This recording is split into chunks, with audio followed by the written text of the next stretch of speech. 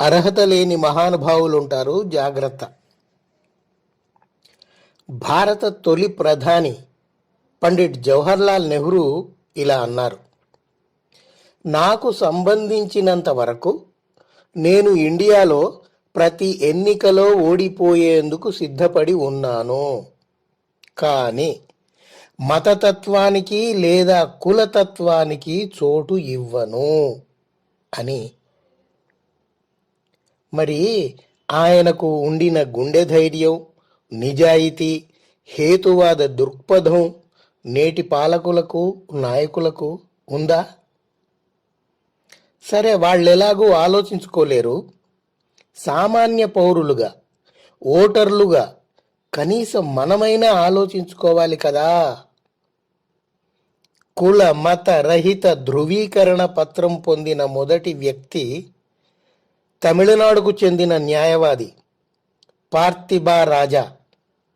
కులం మతం లేని వారి కోసం ప్రత్యేక చట్టం అమలు కావాలన్నది ఆమె డిమాండ్. ఒక పాస్టర్ ఒక ఊరికి వెళ్ళాడు. అతను ఆ ఊరికి కొత్త. పక్కన ఆడుకుంటున్న పిల్లవాడిని పిలిచి, ఇక్కడ చర్చికి ఎలా వెళ్ళాలి బాబు అని అడిగాడు. ఆ పిల్లవాడు మర్యాదగా దగ్గరకు వచ్చి చర్చికి వెళ్ళే దారి ఏటో వివరించాడు. అంతా విని, సరే బాబు, రాత్రికి నీ స్నేహితుల్ని తీసుకుని చర్చికి రా, మీకు స్వర్గానికి ఎలా వెళ్ళాలో చెబుతాను అని అన్నాడు ఆ పాస్టర్. ఆ పిల్లవాడు పగలబడి నవ్వాడు.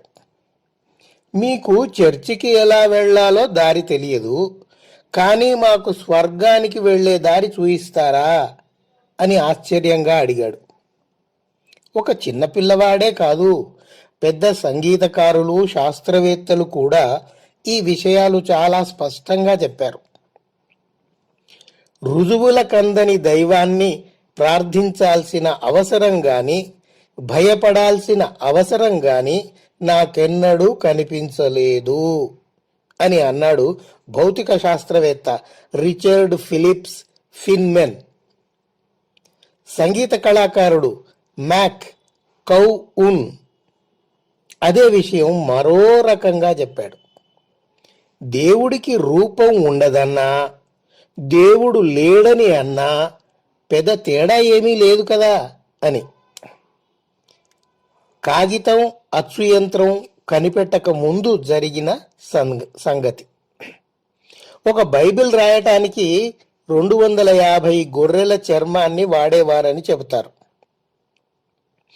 ఒక మత గ్రంథం ప్రతి తయారు కావాలంటే అన్ని ప్రాణాలు గాల్లో కలవాల్సి వచ్చేది. సరే, గొర్రెల కాపరి అయిన ఆ ప్రభువుకు స్తుతి స్తోత్రం చెప్పుకునేవారు చెప్పుకుని ఒక్కసారి కలకత్తా మహానగరం వైపు దృష్టి సారించండి. అక్కడ భారతరత్న, నోబెల్ గ్రహీత అయిన మదర్ థెరెస్సా ఉండేవారు. ఆమె అక్కడ జీవించి ఉన్నప్పుడు ఆమె ఆశ్రమంలో పిల్లలకు రోగాలొస్తే మందులు వాడేవారు కాదు, ప్రార్థనలు నిర్వహించేవారు.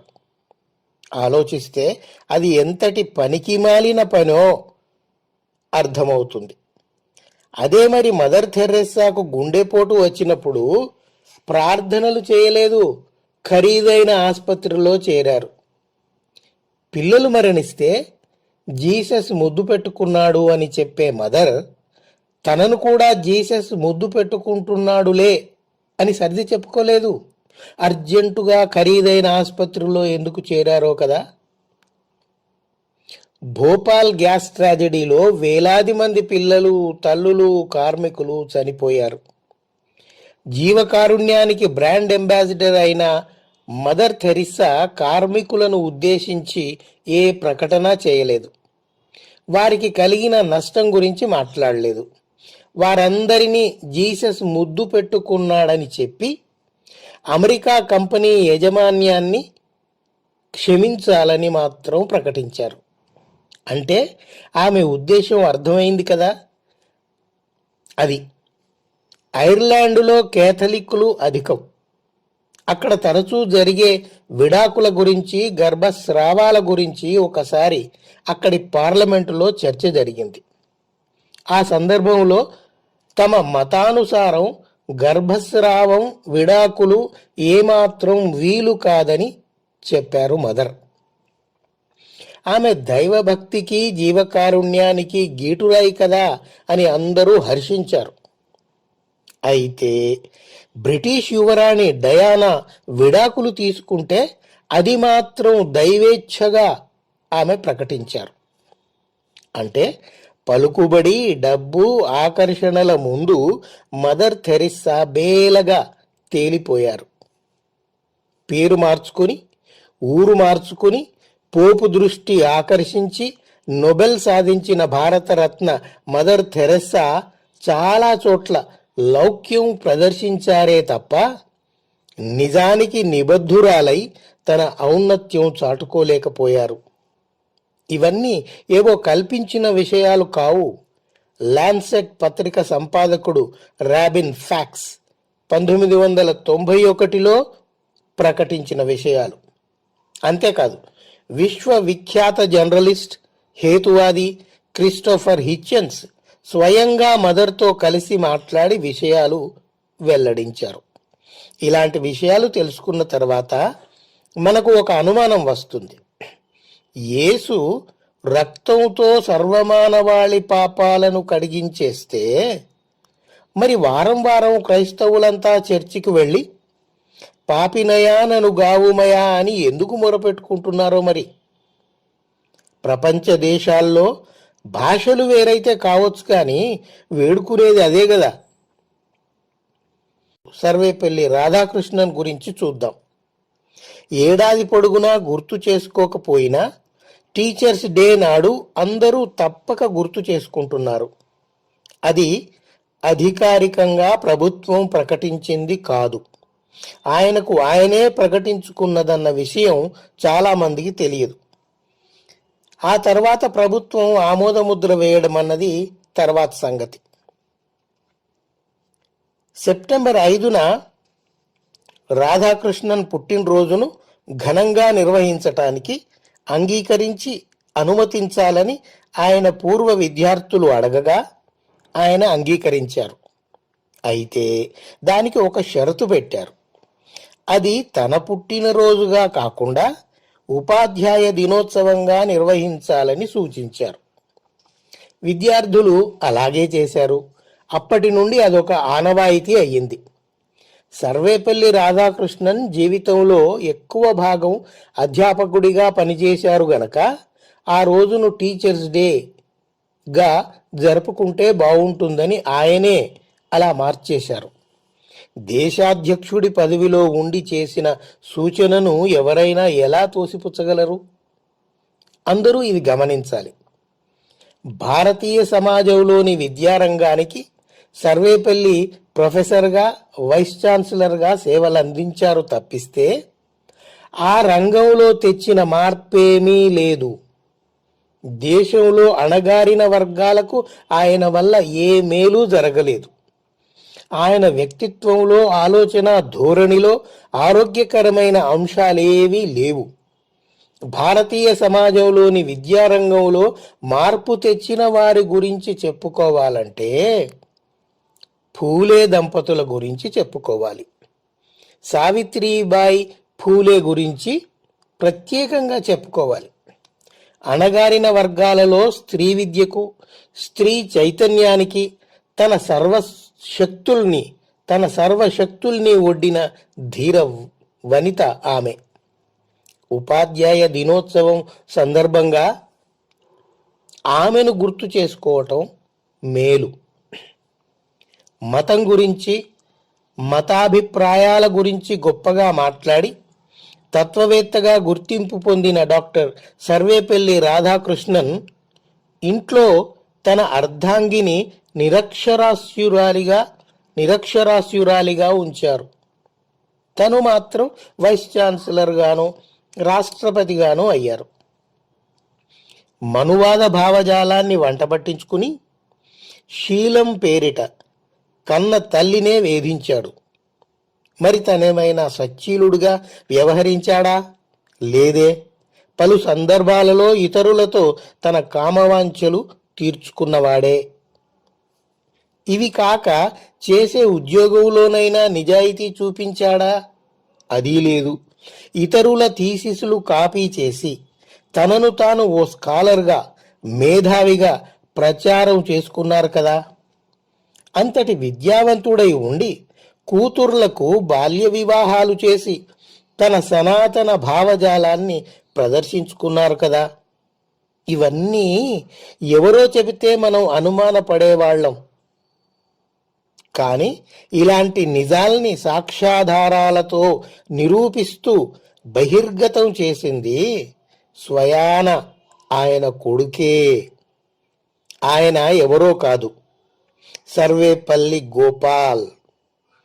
ప్రొఫెసర్ సర్వేపల్లి గోపాల్ దేశం గర్వించదగ్గ చరిత్రకారుల్లో ఒకరు. ఆధునిక చరిత్రకు ఆయన గీటురాయి. తన తండ్రి దేశంలో అత్యున్నత పదవి అనుభవించినా కొడుకు సంతోషపడలేదు. నైతికంగా దిగజారిన తండ్రి గురించి వాస్తవాల్ని వెల్లడించారు. సర్వేపల్లి గోపాల్ ధైర్యాన్ని, నిజాయితీని అభినందించాల్సిందే. మనువాదులు మనకు అలవాటు చేసిన పండగల్ని ప్రశ్నించకుండా, వాటి నేపథ్యం తెలుసుకోకుండా గుడ్డిగా జరుపుకోవటం మానేయాలి. సర్వేపల్లి రాధాకృష్ణన్ కాంగ్రెస్ పార్టీలో చురుకైన కార్యకర్తగా ఎప్పుడూ లేరు. స్వాతంత్రోద్యమంలో పాల్గొన్నది కూడా లేదు.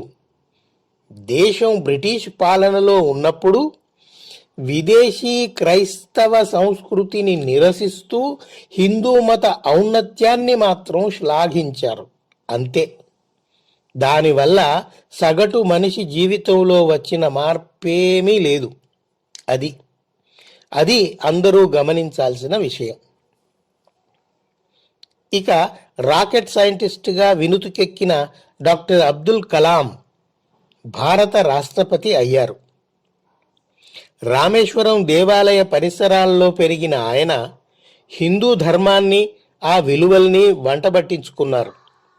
ముస్లిం అయి ఉండి, విద్యాధికుడై ఉండి హిందూ పీఠాధిపతుల కాళ్ల మీద పడుతుంటాడని, బాబాల్ని పొగడుతుంటాడని బీజేపీ ప్రభుత్వం ఆయనను వెతికి పట్టుకుంది. పుట్టపర్తి సాయిబాబా చుట్టూ గ్రహాలు తిరుగుతున్నాయని ప్రశంసించిన మహానుభావుడాయన. అందుకే చెప్పేది, సైన్స్ చదివితే సరిపోదు, సైంటిఫిక్ టెంపర్మెంట్ పెంచుకోవటం అవసరము. సర్వేపల్లి రాధాకృష్ణన్, అబ్దుల్ కలాం, మదర్ థెరిస్సా లాంటి మహానుభావుల్ని ఇక్కడ తక్కువగా చేసి చూపటం లేదు. వారికి ఉండే గౌరవం వారికి ఉంటుంది. కానీ ఉన్నత స్థానాల్లోకి ఎగబాకిన ఎంత అహేతుకంగా ప్రవర్తించారన్నది అర్థం చేసుకోవాలి. ఉన్నత స్థానాల్లోని వారంతా ఉన్నతులు అనే భావన తప్పు. హేతుబద్ధంగా విశ్లేషించుకుంటేనే కదా ఎవరి వ్యక్తిత్వంలో ఏమేం లోపాలున్నది తెలిసేది. కొద్దిగా ఉన్న మంచిని అతిపెద్దగా చేసుకుని వ్యక్తి ఆరాధనకు పూనుకోవద్దు. ప్రాచీన చైనా తత్వవేత్త గ్జున్జీ, ఈయన 312 నుంచి 230 BCE, బిఫోర్ కామన్ ఎరాలో జీవించిన తత్వవేత్త. ఆయన ఒక మంచి మాట చెప్పాడు. అందరూ శ్రద్ధగా అర్థం చేసుకుని ఆలోచించాలి. అర్థవంతమైన జీవితం కావాలంటే నిన్ను నువ్వు బేరీజు వేసుకో, ప్రపంచ జ్ఞానం పెంచుకో, జాగ్రత్తగా సహేతుకంగా ఆలోచించి నిర్ణయాలు తీసుకో, అంతే. నీ మాటల్ని, నీ చర్యల్ని విశ్లేషించుకుంటూ ఉండు. నీకు కావలసినంత ప్రార్థించుకో, అయితే దాన్ని ఏ స్వర్గము వినదు. నువ్వు చలికి వణికిపోతున్నావని చలికాలం ఆగిపోదు. నువ్వు ప్రయాణించలేవని భూమి చిన్న పరిమాణంలోకి కుంచుకుపోదు. కావాలంటే వర్షాల కోసం ప్రార్థనలు చేసుకో, వర్షం కురుస్తుంది. కానీ నీ ప్రార్థనలకు ఆ వర్షం కురవటానికి ఏమీ సంబంధం ఉండదు. ప్రార్థనలు చేయకపోయినా అది కురుస్తుంది.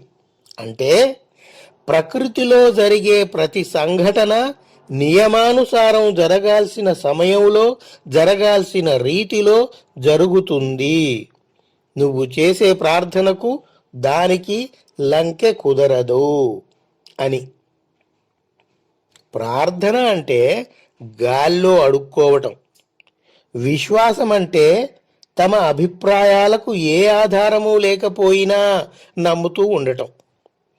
మతజీవిగా మారిన వారి మెదడు పనిచేయటం మానేస్తుంది. అంటే ఒక రకంగా చనిపోతుంది. దాన్ని పునర్జీవింపజేయాలంటే, రీయాక్టివేట్ చేయాలంటే అందులో పేరుకుపోయిన చెత్తనంతా తొలగించి శుభ్రం చేసుకోవాలి. కొందరు ఏదో విధంగా ఉన్నత స్థానాలకు చేరుకుంటారు, కానీ మెదళ్లను రీయాక్టివేట్ చేసుకోలేరు పాపం. అలాంటి వారికి ఎక్కువగా విలువనివ్వకపోవటమే మంచిది. అలాంటి వారికి ఎక్కువగా విలువనివ్వకపోవటమే మంచిది.